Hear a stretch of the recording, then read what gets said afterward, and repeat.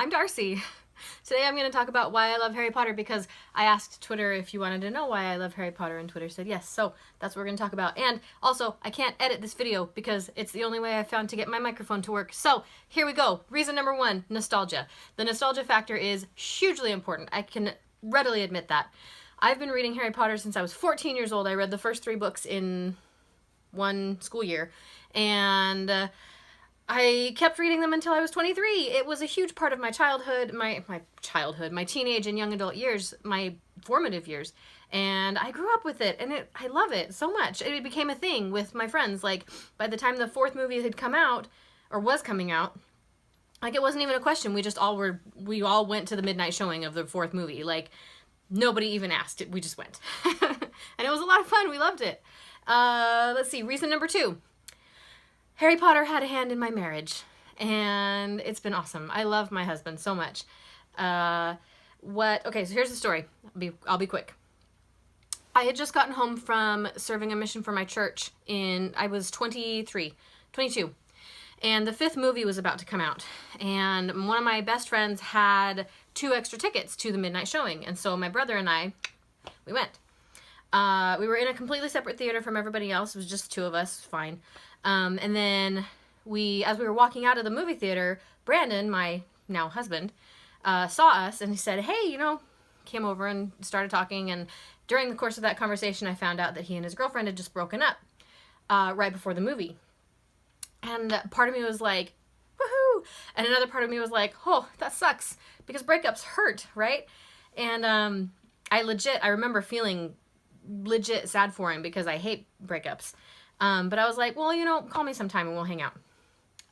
Next night we went dancing, and the night after that we talked on the phone for 2 hours, and the day after that we decided that we only wanted to date each other. So it was about 4 weeks after that, I think, that he proposed to me, and about 5 or 6 months later that we were married.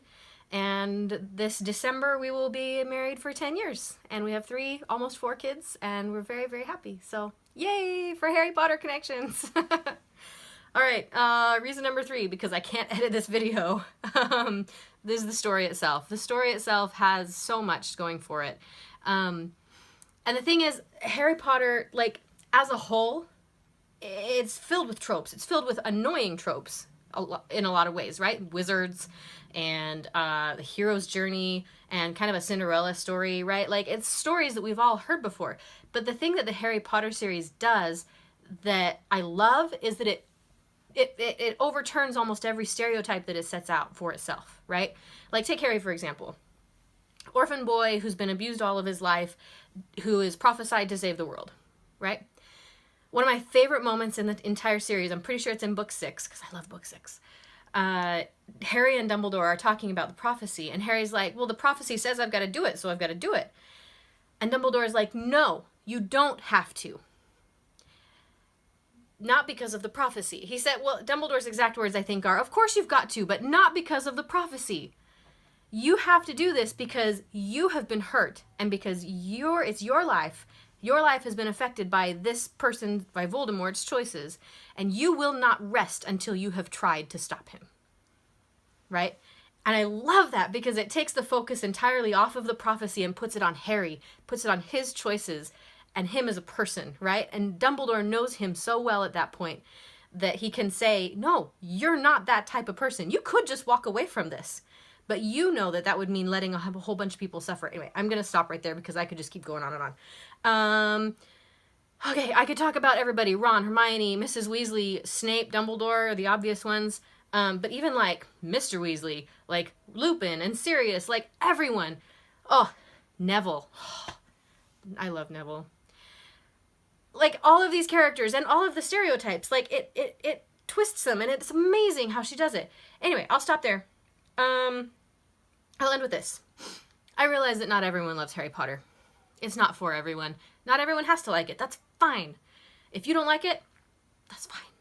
That's fine. But every reader has that book or that series that, like, changed their life. And, excuse me. I hate that I can't edit this. But Harry Potter is one of those for me. Like I said, I grew up with it, and it just makes me so happy. I've read it so many times that I could open the book and just start reading and know exactly what's happening. In fact, my husband and I play a game called Potter What, where we take the audiobooks and we'll just go through, we'll pick a random book and a random track and just start playing like in the middle of the track. And the other person has to guess like who's speaking, what book it is, what's going on, that kind of thing. And it's super fun. And he's a lot better at it than I am. But anyway, that's why I love Harry Potter. It's a huge part of my life. And now my husband and I make and sell wands, and we love it. And in case you're wondering why my Harry Potter books aren't like prominently displayed behind me, it's because we actually have a completely separate, like, we have a mantle in our kitchen that is all Harry Potter stuff. It's where we put the wands. All of our books are up there. We have a beautiful painting of Hogwarts that my friend Amy made, and a stag like painting art thing that my friend Sarah made. It's gorgeous. Anyway, so yeah, that's why I love Harry Potter. Thank you for indulging me. Thank you for watching. And we'll see you next week. Bye.